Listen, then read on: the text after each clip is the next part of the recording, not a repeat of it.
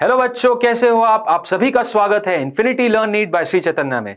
तो भाई आज आदर्श सर लेकर आए हैं आप सभी के सामने लॉज ऑफ मोशन का एक वन शॉट सेशन, छोटा सा प्यारा सा लेकिन असरदार सेशन, जो कि आपको लॉज ऑफ मोशन का पूरा रिवीजन एक कम समय में बहुत ही बढ़िया तरीके से देगा। नीट 2024 के लिए जितने भी स्टूडेंट्स एस्पायर कर रहे हैं भाई, आज के इस सेशन को कंप्लीट करने के बाद जितने भी कॉन्सेप्ट्स हैं एनएलएम से रिलेटेड वो सारे आप कर सकते हो। इस छोटे से वीडियो को आप गौर से देख लोगे तो एक ये रिवीजन टाइप ऑफ सीरीज है जिसमें आपको कॉन्सेप्ट्स पता तो चलेंगे और एक बहुत अच्छा एनालिसिस भी मिलेगा कि भाई किस टाइप के और कहां से ज्यादातर सवाल आते हैं। तो फटाफट से इस सेशन को शुरू करते हैं। अब न्यूटन्स लॉज ऑफ मोशन की बात कर रहा हूं तो न्यूटन के तीनों लॉ देखना तो बहुत जरूरी है। सबसे पहला लॉ जो होता है न्यूटन का, हर कोई जानता है कि यार एक बॉडी हमेशा अपनी स्टेट ऑफ रेस्ट या मोशन को उसी स्थिति में रखेगी जब तक कि कोई उस पर एक्सटर्नल फोर्स ना लगे। So every body remains in its state of rest or motion, uniform motion, not motion, uniform motion along a straight line unless it is acted upon by some external force। यहां से हम एक और property के बारे में भी discuss करते हैं जिसे कहा जाता है इनर्शिया। और इनर्शिया का कहना यह होता है कि यार अगर बॉडी अपने स्टेट ऑफ रेस्ट या मोशन को मेंटेन रख रही है तो वो कौन सी प्रॉपर्टी है उस सब्सटेंस की जो कि उस बॉडी को इनेबल कर रहा है कि वो अपनी स्टेट ऑफ रेस्ट या स्टेट ऑफ मोशन को मेंटेन रखे। वो प्रॉपर्टी कही जाती है इनर्शिया। तो इनर्शिया वो प्रॉपर्टी है जो कि एक बॉडी को कंपेल करती है उसकी स्टेट में रहने के लिए, स्टेट ऑफ रेस्ट में हो या स्टेट ऑफ मोशन में हो। और इनर्शिया एक मेजर होता है वजन का, मतलब ज्यादा वजनी बॉडी है तो उसका इनर्शिया ज्यादा होगा, मतलब उसे उसकी स्टेट से मूव कराना ज्यादा दिक्कत होगा। और कम हल्की बॉडी है तो हल्की बॉडी का इनर्शिया कम होगा तो उसे मूव कराना ज्यादा इजी होता है। समझ रहे हो? अब इनर्शिया भी तीन तरीके का होता है। इनर्शिया रेस्ट का होता है, मोशन का होता है और डायरेक्शन का होता है। मतलब बॉडी रेस्ट में है तो उसके पास इनर्शिया है रेस्ट का, इसीलिए वो मूव नहीं हो रही। बॉडी मोशन में है तो उसके पास इनर्शिया है मोशन का, इसलिए वो चलती रहेगी, कहीं नहीं रुकेगी। और बॉडी के पास इनर्शिया है एक डायरेक्शन का तो तुम उसका डायरेक्शन चेंज नहीं कर सकते जब तक तुम एक एक्सटर्नल फोर्स ना लगाओ। तो तीन तरीके का इनर्शिया होता है। तो फर्स्ट लॉ ऑफ न्यूटन से हमें ये सारी चीजें समझ में आनी चाहिए। आगे बढ़ते हैं और बात करते हैं सेकेंड लॉ। अब सेकेंड लॉ से रिलेटेड ही पूरा का पूरा एनएलएम चैप्टर बेस्ड है। F is equal to ma हर जगह आपको लगेगा और एक्सटर्नल फोर्स हमेशा मास इनटू एक्सेलरेशन के बराबर होता है। इसी पे बेस्ड सारे सवाल जवाब हैं इस पूरे चैप्टर से रिलेटेड। तो सेकेंड लॉ का कहना कुछ इस तरीके का है कि जो फोर्स की बात आपने फर्स्ट लॉ में की वो फोर्स डायरेक्टली प्रोपोर्शनल होता है rate of change of momentum के, यानी dp बाई dt के। प्रोपोर्शनलिटी हटाओगे k आएगा और k की वैल्यू 1 के बराबर होती है। तो यानी फाइनली जो आंसर आ जाता है कि फोर्स की जो वैल्यू आती है वो dp बाई dt के बराबर आती है। अब p जो कि लीनियर मोमेंटम होता है यहां पे, उसकी वैल्यू होती है मास इनटू वेलोसिटी। अब इसको अगर मैं डिफरेंशिएट करूंगा तो यहां पे देखो, अगर मास कांस्टेंट हो जाएगा जो कि नॉर्मली केसेस में होता है, ठीक है, ऐसा नहीं है कि मास वेरी नहीं करता। रॉकेट प्रपल्शन के केसेस में और बहुत सारे मास वेरिंग केसेस में एक केस बनता है जिसमें एक एस्केलेटर में मास पोर किया जाता है, मास बढ़ता जाता है, तो उसमें भी मास वेरी करता है, बट वो वाले केसेस नॉर्मली नीट में नहीं आते। तो फाइनली अगर मास कांस्टेंट है तो ये हो जाएगा dv बाई dt और dv बाई dt हो जाता है एक्सेलरेशन। सो फाइनली हमारे पास एक मैजिकल रिलेशन आ जाती है कि नेट फोर्स की वैल्यू हमेशा मास इनटू एक्सेलरेशन के बराबर रहती है और ये रिलेशन हमें हमेशा याद भी रखनी है। तो F की वैल्यू कितनी हो जाएगी? मास इनटू एक्सेलरेशन के बराबर। ठीक है सर, डन। अब आगे बढ़े तो यहां से एक और चीज समझ में आती है कि सर क्योंकि फोर्स हमारा dp अपॉन dt के बराबर होता है और ये F कौन सा है? ये एक्सटर्नल फोर्स बोलो या नेट फोर्स बोलो। अब अगर सर मेरा जो फोर्स है वो शून्य के बराबर हो गया तो rate of change of momentum 0 हो जाएगा, यानी मोमेंटम समय के साथ चेंज नहीं होगा। और अगर मोमेंटम समय के साथ चेंज नहीं होगा तो क्या मैं इसे बोल सकता हूं कि मोमेंटम कांस्टेंट हो जाएगा? बिल्कुल। अगर मोमेंटम समय के साथ चेंज नहीं हो रहा है तो मोमेंटम कांस्टेंट हो जाएगा। मोमेंटम क्या हो जाएगा? कांस्टेंट हो जाएगा, मतलब मोमेंटम समय के साथ चेंज नहीं होगा। This is known as conservation of momentum. तो कंजर्वेशन ऑफ मोमेंटम जो होता है वो यही होता है कि if there is no external force acting on a system called as an isolated system जिसका कांस्टेंट मास है, तो total momentum of the system हमेशा कांस्टेंट हो जाता है विद रिस्पेक्ट टू टाइम। जैसे कि इसके कुछ एग्जांपल देखो तो रिकॉइलिंग ऑफ गन। अब रिकॉइलिंग ऑफ गन की अगर मैं बात करूं तो यहां पे देखिए गन है, गन में आप प्रेस करते हो तो गन के अंदर एक गन पाउडर होता है। गन पाउडर पे जैसे एक स्पार्क आता है वो जलता है तो अंदर एक एक्सप्लोजन होता है। एक्सप्लोजन होने की वजह से क्या होता है, जो आगे की बुलेट रहती है या जो गन के अंदर जो गोली है उसके पास एक वेलोसिटी रहती है और इस गन को एक पीछे की तरफ फोर्स लगता है। ऐसा इसलिए लगता है क्योंकि अंडर का जो इंटरनल रिएक्शन हुआ उससे फोर्स आगे भी लगा पीछे भी लगा।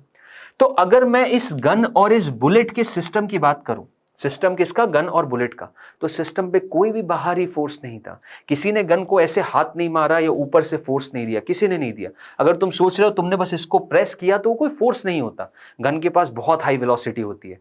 तो यहां हम बोल सकते हैं कि इनके सिस्टम पे कोई एक्सटर्नल फोर्स नहीं लगा, और क्योंकि कोई एक्सटर्नल फोर्स नहीं लगा तो इसका मोमेंटम कंजर्व रहेगा। मतलब क्योंकि पहले गन और बुलेट का सिस्टम इनिशियल जो था, जो कि 0 था, तो बाद में भी ये कब था, ये स्थिति थी इनिशियली, तो बाद में भी क्या बोल सकते हैं कि बाद में जो मोमेंटम ऑफ गन है और जो मोमेंटम ऑफ बुलेट है वो 0 के बराबर ही होगा, क्योंकि पहले भी 0 था और बाद में तो बुलेट आगे जाएगी और गन पीछे जाएगी, तो ये फाइनली है। तो ये केस होता है रिकॉइलिंग ऑफ गन का। यही रीजन होता है कि गन रिकॉइल करती है, क्योंकि momentum of gun momentum of bullet के नेगेटिव आ जाता है। मतलब बुलेट जहां जाएगी उसके ऑपोजिट में गन जाएगी। ये होता है फंडा रिकॉइलिंग ऑफ गन का, जो कि बेस्ड है किस पे, कंजर्वेशन ऑफ लीनियर मोमेंटम।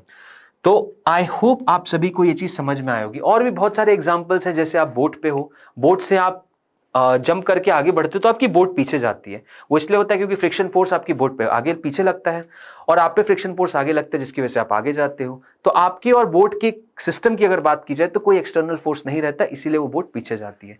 तो ये कंजर्वेशन ऑफ लीनियर मोमेंटम के बहुत सारे केसेस हो सकते हैं। सेकेंड लॉ से एक और मस्त चीज निकल के आती है, जो कि कहती है इंपल्स। अब इंपल्स क्या होता है, इंपल्स को अगर आप देखोगे तो फोर्स हो जाता है dp बाई dt, राइट। अब dt इधर चला जाएगा तो इंटीग्रेशन एफ dt हो जाता है इंटीग्रेशन dp। इसको मैं सॉल्व करूंगा तो इंटीग्रेशन dp हो जाएगा p2 माइनस p1, जो कि डेल्टा p। अब ये जो डेल्टा p है, यहां पे जो आप ये देख रहे हो डेल्टा p वेक्टर, ये डेल्टा p वेक्टर असल में क्या है, इंटीग्रेशन एफ dt है, इंटीग्रेशन एफ dt है। अब ये जो आप क्वांटिटी देख रहे हो ना, इसका अर्थ ये होता है कि अगर मान लो एक फोर्स लग रहा है जो कि बहुत कम अंतराल के लिए लगता है, बहुत कम अंतराल के लिए, तो वहां पे फोर्स जैसे कि एक एग्जांपल लेते हैं, एक क्रिकेट मैच में जब एक बॉल आ रही है, एक फास्ट पेस बॉलर बॉल कर रहा है और फिर एक बैट्समैन हिट कर रहा है सिक्सर के लिए, तो वो अंतराल सोचो कितना कम है जब बॉल बैट से लगी और फिर उसके बाद वापस चलेगी। उस अंतराल में ही आप गौर करो क्या हुआ, उस अंतराल में ही अगर आप गौर करोगे तो बॉल एक बहुत हाई वेलोसिटी तकरीबन 110-120 किलोमीटर प्रति घंटे से आई और उसके बाद उसी वेलोसिटी से वापस चलेगी। तो फोर्स तो लगा होगा और बहुत ही माइनर मोमेंट के लिए लगा, बहुत ही कम माइक्रोसेकंड्स के लिए। तो उतने अंतराल में जब कभी भी फोर्स की वजह से मोमेंटम चेंज होता है तो उसको हम एक नई क्वांटिटी में डिफाइन करते हैं, जो कि कहलाती है इंपल्स। तो इंपल्स क्या होता है, इंपल्स को या तो आप बोलते हो इंटीग्रेशन एफ डी टी, या फिर कहा जाता है चेंज इन मोमेंटम। तो या तो चेंज इन मोमेंटम से निकाला जाता है, फिर इंटीग्रेशन एफ डी टी से। अगर ग्राफ दे दिया फोर्स और टाइम का, तो जो एरिया होता है वो इंटीग्रेशन एफ डी टी देता है, तो वो असल में हमें इंपल्स की वैल्यू देगा। और अगर मान लो फोर्स और टाइम का रिलेशन नहीं दिया है, कोई एक्सप्रेशन नहीं दिया, तो चेंज इन मोमेंटम से भी इंपल्स निकाला जाता है। तो अल्टीमेटली हम ये चीज समझ सकते हैं कि इंपल्स एक वेक्टर क्वांटिटी है जिसकी वैल्यू डेल्टा पी या फिर इंटीग्रेशन एफ डी टी के बराबर होगी। तो ये कुछ बातें हैं जो कि हम सेकेंड लॉ से निकाल सकते हैं। आगे बढ़ते हैं थर्ड लॉ के बारे में, जो कि हर किसी को पता है कि हर एक्शन का एक इक्वल एंड ऑपोजिट रिएक्शन होता है, और यही होता है न्यूटन का थर्ड लॉ। अब एक्शन और रिएक्शन पेयर हर जगह होते हैं। फोर्स कभी भी सिंगल आइसोलेटेड फोर्स आप कभी नहीं देखोगे एग्जिस्ट करता है। मतलब अगर आप पे कोई फोर्स लगा रहा है तो आप बोलोगे कि मुझ पे फोर्स लग रहा है, बट उसी समय आप पे फोर्स लगाने वाले व्यक्ति पे एक इंस्टेंट फोर्स लग रहा होगा, सेम अमाउंट का ही लग रहा होगा। तो इसलिए फोर्स कभी भी सिंगल एग्जिस्ट नहीं करते, फोर्स हमेशा पेयर में एग्जिस्ट करते हैं। और किसके पेयर में, एक्शन और रिएक्शन के पेयर में। और एक और बात समझने वाली ये है कि एक्शन और रिएक्शन पेयर, एक्शन और reaction pair, action and reaction always act on two different bodies, मतलब एक बॉडी पे ही नहीं लगेगा, हमेशा दो अलग अलग बॉडी पे ही एक्शन और रिएक्शन पेयर लगता है। एक्शन और रिएक्शन पेयर हमेशा दो डिफरेंट बॉडीज पे ही लगता है, कभी भी एक बॉडी पे नहीं लगता। तो ये चीज हमें समझ में आनी ही चाहिए, ठीक है, कि एक्शन और रिएक्शन हमेशा दो अलग अलग बॉडीज पे लगता है, एक बॉडी पे नहीं लगता। ठीक है सर, तीन लॉ तो समझ में आ गए। अब आगे बढ़ते हैं तो कुछ नॉर्मल फोर्सेस, जो कॉमन फोर्सेस हैं जिनसे लॉज ऑफ मोशन बना हुआ है, उनके बारे में जानते हैं। सबसे पहला फोर्स आ जाता है यहाँ पे वेट, कि हर एक बॉडी पे एक उसके खुद के मास की वजह से एक वेट फोर्स वो एक्सपीरियंस करता है, और ये वेट बेसिकली होता है क्योंकि पृथ्वी उसे अपनी तरफ खींचती रहती है। तो हर बॉडी, कोई भी बॉडी हो मास m की, उस पर हमेशा टुवर्ड्स द ग्राउंड या towards the surface of earth एक फोर्स लगेगा जिसे कहा जाएगा वेट। अब एक दूसरा फोर्स आता है रिएक्शन और नॉर्मल फोर्स। अब रिएक्शन नॉर्मल फोर्स ये होता है कि जब कभी भी बॉडीज कांटेक्ट में रहती है, जब कभी भी बॉडीज कांटेक्ट में रहती है, जैसे कि इस ब्लॉक की बात करें, ये ब्लॉक अगर एक सरफेस पे रख दिया जाए, ये रहा सरफेस, तो सिंपल सा लॉजिक है कि इस पे mg फोर्स तो लगेगा ही लगेगा, पृथ्वी तो इसे खींचेगी, और खींचेगी तो ये नीचे इसलिए नहीं जा रहा क्योंकि ये सरफेस ने इस पे एक फोर्स लगाया। कैसा फोर्स रहा? वो ये रहा, इसे कहा जाता है नॉर्मल फोर्स या रिएक्शन फोर्स।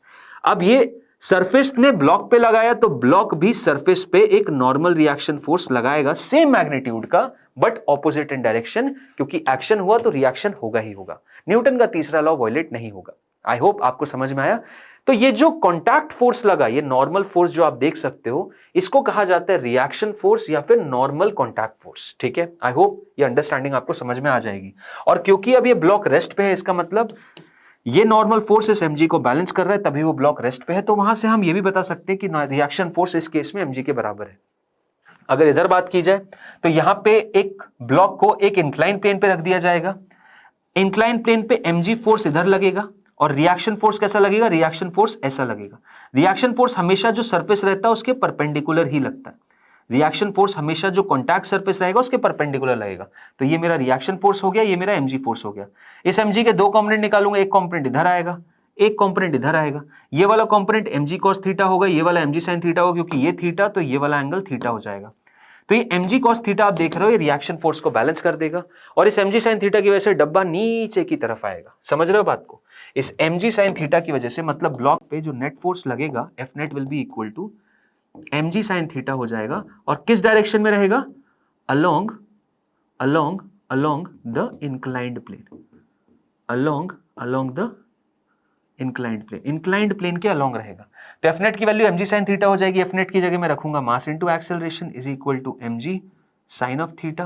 तो यहां से mm कैंसिल हो जाएगा, तो यहां से समझ में क्या आएगा? a की वैल्यू आ जाएगी g sin ऑफ थीटा के बराबर।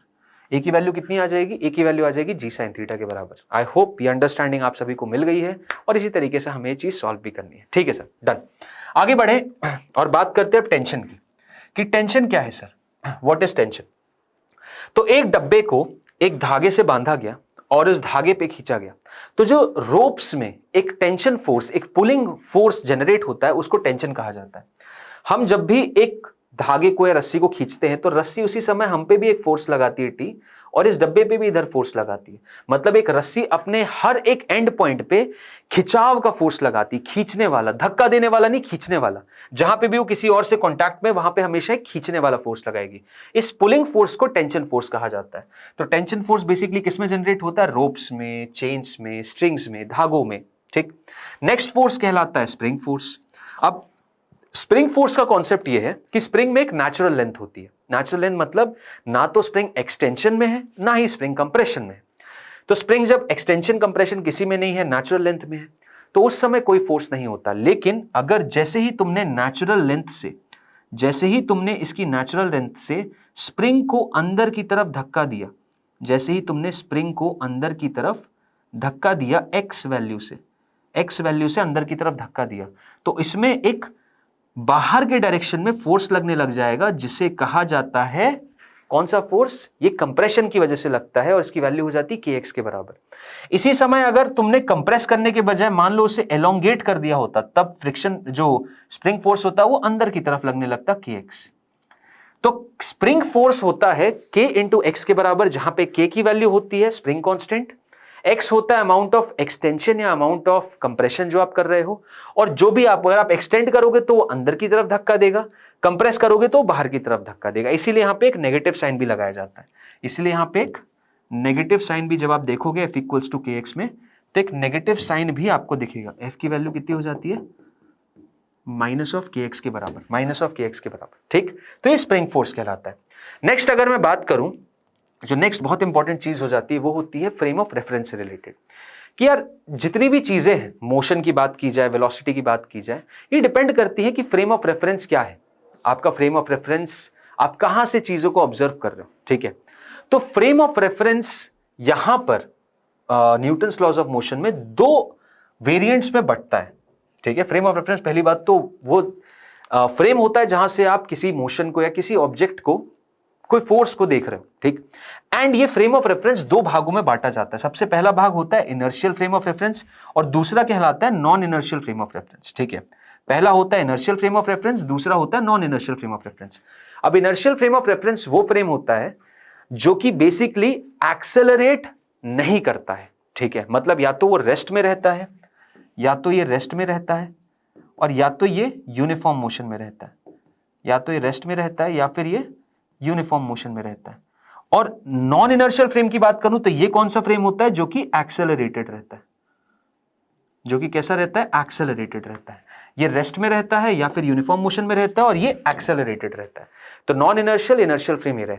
अब इनर्शियल फ्रेम की अगर बात की जाए तो इनर्शियल फ्रेम में न्यूटन के लॉ तरीके से लगते हैं, न्यूटन के लॉ वायलेट नहीं होते। लेकिन जब भी मैं नॉन इनर्शियल फ्रेम में जाता हूं तो न्यूटन के लॉ वायलेट होने लगते हैं। अब अगर न्यूटन के लॉ वायलेट होने लग जाएंगे तो यहां पे क्या अरेंजमेंट की जाती है, यहां पे अरेंजमेंट की जाती है सूडो फोर्स की। एक एग्जांपल के तौर पे, अगर आप एक ट्रक में बैठे हो और ट्रक अचानक से आगे की तरफ बढ़ने लगा, यानी एक एक्सेलरेशन ले ली, आप गौर करोगे कि आपके ट्रक में जो पेंडुलम है वो पीछे सरक जाएगा, वो पीछे की तरफ मूव होगा। अब ये पीछे का मूव कैसे हुआ, ये इसलिए हुआ क्योंकि इस पेंडुलम पे एक सूडो फोर्स लगने लगेगा इस डायरेक्शन में, और जिसकी वैल्यू हो जाती है mass of the block into acceleration of the frame. तो सूडो फोर्स कहां लगता है, जब कभी भी मैं एक ऐसी फ्रेम ऑफ रेफरेंस में बैठ के चीजें ऑब्जर्व करता हूं जो कि एक्सेलरेट करती हैं, यानी जो कि नॉन इनर्शियल होती हैं, तब मुझे सूडो फोर्स लगाना रहता है। डायरेक्शन फ्रेम के एक्सेलरेशन के ऑपोजिट, और मैग्नीट्यूड हो जाता है मास इंटू ए के बराबर, मास जिसको ऑब्जर्व कर रहा हूं उसका और एक्सेलरेशन जिस फ्रेम का है उसका।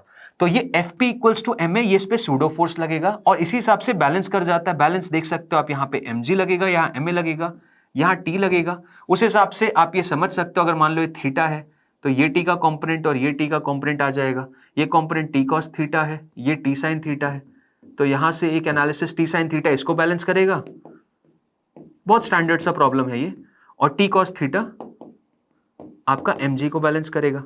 दोनों को डिवाइड कर दोगे तो टी कैंसिल हो जाएगा, mm कैंसिल, तो tan थीटा की वैल्यू आ जाती है a/g, यानी थीटा की वैल्यू आ जाती है tan इनवर्स a/g के बराबर। मतलब इतने एंगल पे आपका बॉब डिविएट कर जाएगा, ये रहा tan इनवर्स a/g, ठीक है। तो ये सूडो फोर्स का कॉन्सेप्ट है, बड़ा इंपॉर्टेंट कॉन्सेप्ट है, बहुत इंपॉर्टेंट, हर जगह आपको यूजेज में दिखेगा। अब कुछ स्टैंडर्ड से केसेस बताता हूं मैं आप लोगों को। सबसे स्टैंडर्ड केस यहां पे ये आता है, एक ब्लॉक रखा है, उस पर हॉरिजॉन्टल फोर्स रहा, इस हॉरिजॉन्टल फोर्स की वजह से एक एक्सेलरेशन आ जाएगा जो कि होगा F/m। नेक्स्ट केस में क्या किया हमने, F को इस तरीके से लगा दिया। अब F को इस तरीके से लगाया तो F का एक कंपोनेंट यहां आएगा F cos थीटा, ऊपर आएगा F sin थीटा। गौर करो, ऊपर के डायरेक्शन में पॉसिबल नहीं है मोशन, क्योंकि कॉन्स्ट्रेंड है ये ब्लॉक इस लेफ्ट या राइट मूव करने में, जमीन को तोड़ के थोड़ी जाएगा, है कि नहीं। तो यहां पे गौर ये करना है कि वर्टिकल डायरेक्शन में मोशन पॉसिबल नहीं है, यानी कि F sin थीटा R जो नॉर्मल रिएक्शन वो mg को बैलेंस करेगा, बिल्कुल सही, R plus F sin theta mg को बैलेंस करेगा, और ये जो F cos थीटा है वो एक्सेलरेशन कॉस करेगा, तो एक ही वैल्यू हो जाएगी F cos theta by a। Same analogy को यूज करते हुए ये केस लगाते हैं, जब F इधर लग गया।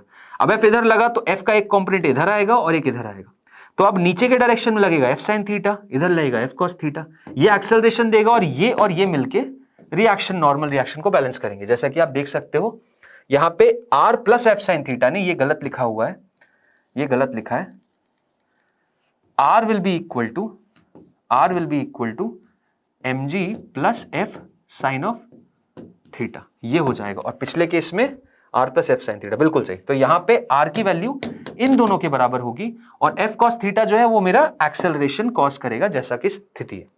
देन अगर मैं एक इंक्लाइन प्लेन पे चले जाऊं, जिसके केसेस बहुत ज्यादा पूछे भी जाते हैं, तो इंक्लाइन प्लेन पे मान लो यहां पे एक डब्बा बना दिया गया है और ये एंगल थीटा है, ठीक है। तो इस केस में क्या होगा, इस केस में क्या होगा कि ये ब्लॉक है, इसका एक फोर्स तो इधर लगेगा mg, अब इस mg का एक कंपोनेंट इधर आएगा, एक कंपोनेंट इधर आएगा, ये नॉर्मल रिएक्शन फोर्स इधर रहेगा। तो R की वैल्यू, अब ये थीटा है तो ये 90 माइनस थीटा हो जाता है, तो ये थीटा, तो ये हो जाता है, ये 90 माइनस थीटा हो जाता है, ठीक है। तो ये थीटा हो जाता है, तो ये हो जाता है mg साइन ऑफ थीटा, ये आ जाता है mg कॉस ऑफ थीटा। तो यहां पे R की जो वैल्यू है वो हो जाती है आपकी mg कॉस थीटा के बराबर, और जो नेट फोर्स हो जाता है वो mg sin थीटा, तो एक्सेलरेशन आती है mg sin theta by m, जो कि g sin थीटा है। ठीक, तो इंक्लाइन प्लेन का भी एक स्टैंडर्ड केस आप लोगों को पता होना चाहिए।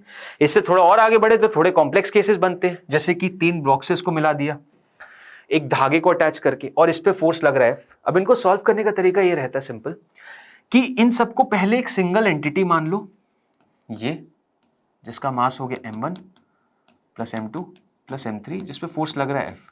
अब इस F फोर्स की वजह से पूरा का पूरा सिस्टम एक्सेलरेट करता है A से, तो A की वैल्यू कितनी हो जाती है, F upon m1 plus m2 plus m3। ठीक, ये A की वैल्यू हो जाती है, तीनों एक्सेलरेट करते हैं इससे। अब अगर तीनों इस तरीके से एक्सेलरेट कर रहे हैं तो फिर इसका एक्सेलरेशन, इसका एक्सेलरेशन और इसका एक्सेलरेशन कितना होगा, यहां देखो।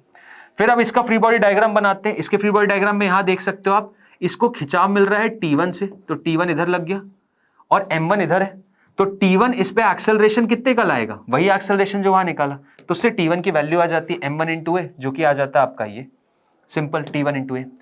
फिर दूसरे के लिए करो तो दूसरे को यहां खिंचाव मिल रहा है T2 से और यहां खिंचाव मिल रहा है उसको T1 से, तो इस पे T2 इधर T1 इधर, इसमें भाई T2 माइनस T1, इसमें आ जाएगा T2 minus T1 will be equal to, ये दिया हुआ है m2 इंटू ए। ए की वैल्यू को यहां से उठा के यहां रखो, T1 की वैल्यू को यहां रखो, ए की वैल्यू को यहां से उठा के यहां रखो, तो आपको T2 आ जाएगा। T2 की वैल्यू ये रही, T2 आप इससे भी निकाल सकते हो, समझ रहे हो। तो ये तरीके होते हैं थोड़े कॉम्प्लेक्स इसमें 3 सिस्टम को सॉल्व करने के। देन फिर इसी में स्प्रिंग ब्लॉक केसेस भी आ जाते हैं, स्प्रिंग ब्लॉक नहीं पुली ब्लॉक। तो यहां पे जो आपको लॉज ऑफ मोशन में मोस्टली केसेस दिए जाएंगे वो दिए जाएंगे मासलेस पुलिस के। किसके, मासलेस पुलिस के। ठीक है, मैसिव पुली नहीं रहेगी, मासलेस पुली।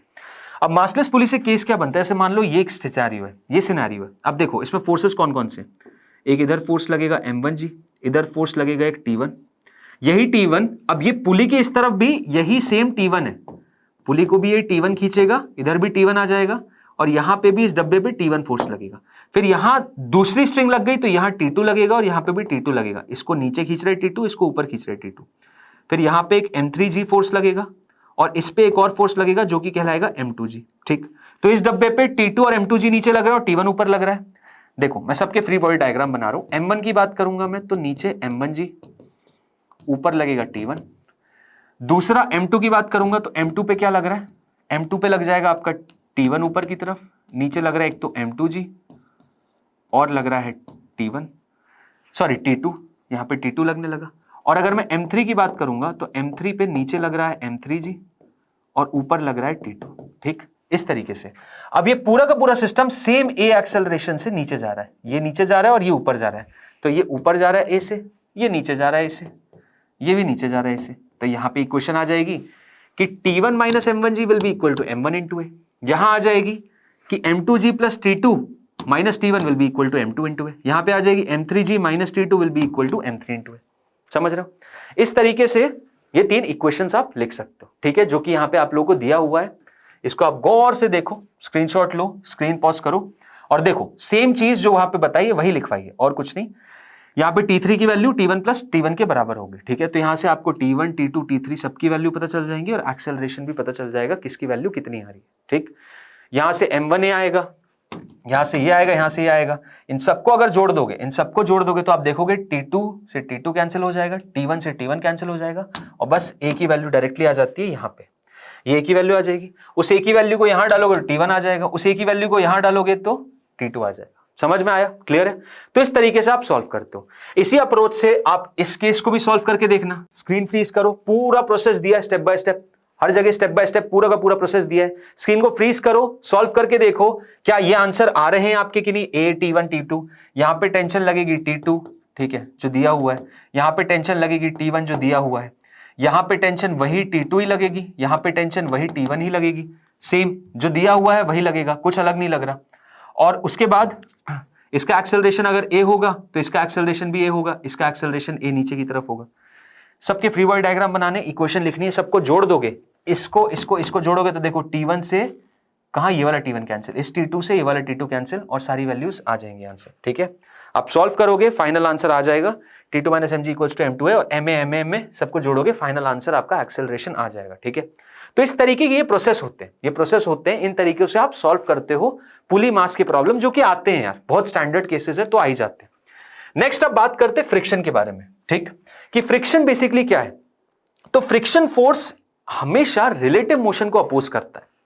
जब कभी भी आप दो सरफेसेस को मूव कराओगे एक दूसरे के रिस्पेक्ट में, मतलब उनके बीच में रिलेटिव मोशन हो रहा है, तो फ्रिक्शन फोर्स एक ऐसा फोर्स है जो कि उसको अपोज करेगा, साथ ही साथ रिलेटिव मोशन को नहीं, टेंडेंसी ऑफ रिलेटिव मोशन को भी अपोज करता है। जैसे कि मान लो मेरा एक हाथ है, ये दूसरा मेरे हाथ से दूर जाना चाहता है, ये ऐसे जाना चाह रहा है, ये इस तरीके से, अब ये जा पा नहीं रहा है, ये जा नहीं पा रहा, चिपके हुए हैं, तो इस केस में रिलेटिव मोशन भले ना हो रहा हो लेकिन टेंडेंसी है, और टेंडेंसी है तो फ्रिक्शन फोर्स लगेगा।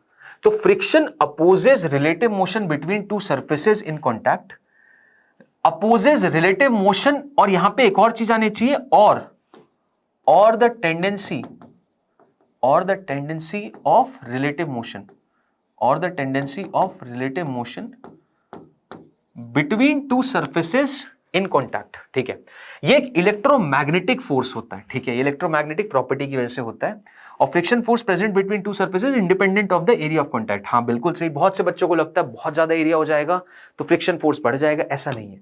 एरिया ऑफ कॉन्टैक्ट बहुत ज्यादा बढ़ने से फ्रिक्शन फोर्स नहीं बढ़ता। ठीक, तो एरिया ऑफ कॉन्टैक्ट के इंडिपेंडेंट रहता है। अब देखो फोर्स कैसा लगता है, तो असल में क्या होता है सीन कि जैसे मान लो एक डब्बा रखा है, इस डब्बे पे तुम एक एक्सटर्नल फोर्स F लगा रहे हो, और यहां पे एक फ्रिक्शन फोर्स इसको अपोज करेगा, यहां लगेगा, कौन लगाएगा, सरफेस लगाएगा ऊपर की तरफ। तो जैसे जैसे तुम इसको बढ़ाते जाओगे वैसे वैसे पहले फ्रिक्शन बराबर करता जाएगा, तुमने 5 लगाए 5 लगेगा, 10 लगाए 10 लगाए, 15 लगाए 15 लगेगा, तो ऐसे चलता जाएगा चलता जाएगा चलता जाएगा चलता जाएगा चलता जाएगा, कहां तक, 20 तक। 20 पे क्या होगा, फ्रिक्शन फोर्स की लिमिट आ जाएगी, इसको कहा जाता है लिमिटिंग फ्रिक्शन फोर्स। इससे पहले तक क्या हो रहा था, इससे पहले तक तुम जितना भी एक्सटर्नल फोर्स लगा रहे थे फ्रिक्शन उसको बैलेंस कर रहा था, तो अल्टीमेटली ब्लॉक किस में था, रेस्ट में था। और फ्रिक्शन को क्या जादुई नेचर था कि उसे कैसे पता चल रहा था यहां 10 लग रहा है, वो नेचर है, वो सेल्फ एडजस्टिंग नेचर है। तो हमें यह समझना है कि एक पर्टिकुलर रेंज तक हम जितना भी एक्सटर्नल फोर्स लगाएं फ्रिक्शन उसे बैलेंस कर देता है। तो फ्रिक्शन इस केस में क्या कहलाता है, ये वाला जो फ्रिक्शन है कहलाता है स्टैटिक फ्रिक्शन फोर्स, ये कहलाता है स्टैटिक फ्रिक्शन फोर्स। स्टैटिक इसलिए क्योंकि इस समय आपका ऑब्जेक्ट रेस्ट पे रहता है, वो मूव नहीं होता। इसके बाद जस्ट क्या होता है, इसके बाद जैसे टॉप मोस्ट पॉइंट पे पहुंच जाता है, एफएल पे पहुंच जाता है, उसके बाद वैल्यू नीचे गिरती है, उसके बाद वैल्यू नीचे गिरती है, यहां से नीचे गिर के यहां आती है, यहां आती है, और जैसे यहां आती है तो यहां पे क्या होने लगता है, इसके बाद फ्रिक्शन ये बोलता है कि भाई अब खत्म, अब मैं इससे ज्यादा नहीं लग सकता, इससे ज्यादा नहीं लग सकता, तो अब जो मैक्सिमम वैल्यू ऑफ फ्रिक्शन है वो लगने लगता है, और इसको कहा जाता है काइनेटिक फ्रिक्शन फोर्स। इसको क्या कहते हैं, काइनेटिक फ्रिक्शन फोर्स। मतलब यहां से डब्बा तुम जितना ज्यादा एक्सटर्नल फोर्स लगाओ फ्रिक्शन अपनी वैल्यू फिक्स कर गया। यहां पे स्टैटिक फ्रिक्शन रेंज में फ्रिक्शन सेल्फ एडजस्टिंग था, जितना तुम लगा रहे थे उतना लग रहा था। इसके बाद क्या हुआ, फ्रिक्शन सेल्फ एडजस्टिंग हट गया, तुम जितना फोर्स लगाओ वो एक फिक्स वैल्यू पे लग रहा है, और ऑब्जेक्ट भी तुम्हारा क्या है, मूव करने लग गया, ऑब्जेक्ट अब मोशन में आ गया। तो इस फ्रिक्शन को क्या कहते हैं, काइनेटिक फ्रिक्शन। इसकी वैल्यू फिक्स होती है जो कि होती है म्यू के इनटू नॉर्मल के बराबर, और इसकी वैल्यू सेल्फ एडजस्टिंग है। इसकी मैक्सिमम वैल्यू यहां पे आती है, जैसे लिमिट बोलते हैं, ये मैक्सिमम वैल्यू जो होती है वो म्यू एस इंटू नॉर्मल होता है। ठीक है, और बीच में कुछ भी लग सकता है, यहां से म्यू एस इंटू नॉर्मल के बीच में कुछ भी लग सकता है, और जैसे ही इसको पार कर जाता है उसके बाद फ्रिक्शन की थोड़ी सी वैल्यू घटती है, और फिर फ्रिक्शन कितना लगने लगता है, जो म्यू के इंटू नॉर्मल के बराबर है, जो कि मैक्सिमम वैल्यू। ठीक है, तो ये होता है ऐसा। अब इनके बारे में देखिए, तो static friction force, screen freeze करो, आप ये पढ़ो, जो मैंने बताया वही का वही है।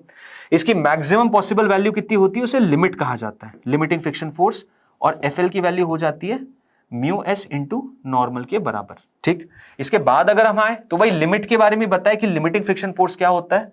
लिमिटिंग फ्रिक्शन फोर्स की वैल्यू हो जाती है म्यू एस इंटू नॉर्मल, मतलब कोएफिशिएंट ऑफ फ्रिक्शन जो कि न्यू एस है, इंटू नॉर्मल रिएक्शन फोर्स जो कि नॉर्मल पढ़ा था वो है। ठीक, काइनेटिक फ्रिक्शन फोर्स की बात की जाए तो काइनेटिक फ्रिक्शन फोर्स एक फिक्स वैल्यू है, फिक्स वैल्यू, और कितना हो जाता है भाई, आपका होता है न्यू के इंटू नॉर्मल, यानी coefficient of kinetic friction into normal reaction force के बराबर। ठीक है सर, जैसे एक क्वेश्चन है, अब इस क्वेश्चन को आप लोगों को अटेम्प्ट करना है, तो स्क्रीन को फ्रीज करो, इस क्वेश्चन को अटेम्प्ट करो, और इसका आंसर मुझे बताओ चैट में या आप कमेंट में मेरे को आंसर बताओ, मैं सही आंसर को टिक करूंगा कि find the friction force by the truck on the block, truck ने फ्रिक्शन फोर्स कितना लगा ब्लॉक पे, और minimum acceleration of the truck so that the block start slipping.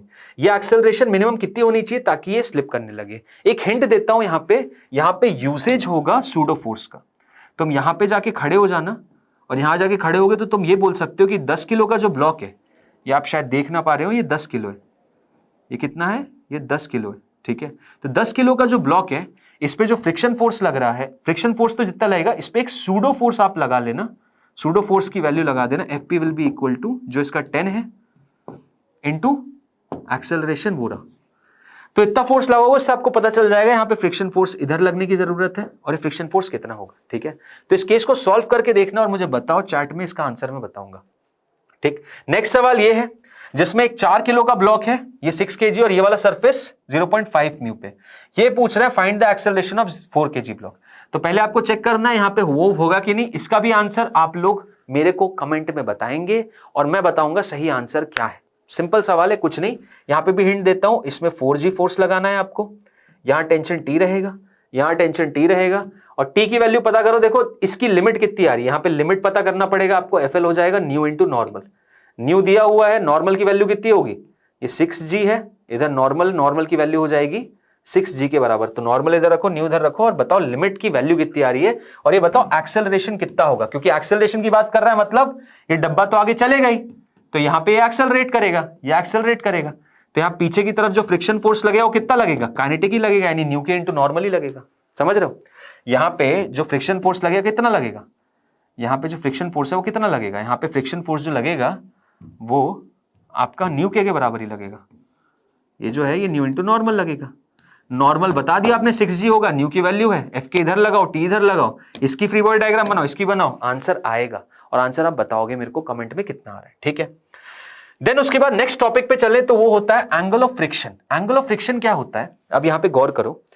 Normal reaction को मैंने कॉन्टैक्ट फोर्स बोला, यहां पे कॉन्टैक्ट फोर्स बोला नॉर्मल रिएक्शन को। ऐसी फ्रिक्शन भी एक कॉन्टैक्ट फोर्स है सर, हाँ बिल्कुल।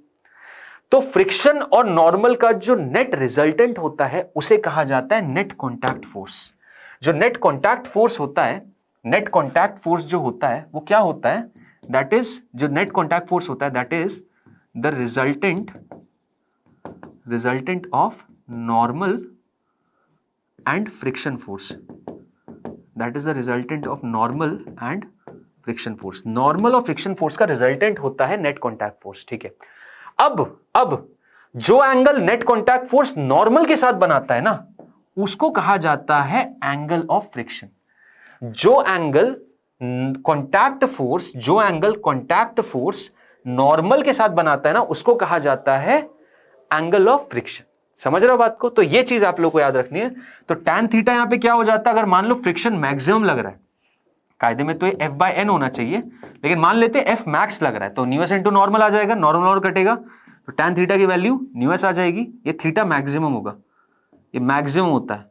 ठीक है, so maximum value of theta कितना हो जाता है, maximum value of angle of friction कितना हो जाता है, tan इनवर्स न्यू के बराबर। Maximum value of angle of friction कितना हो जाता है, tan इनवर्स न्यू के बराबर। ठीक है, आई होप समझ में आ गया होगा।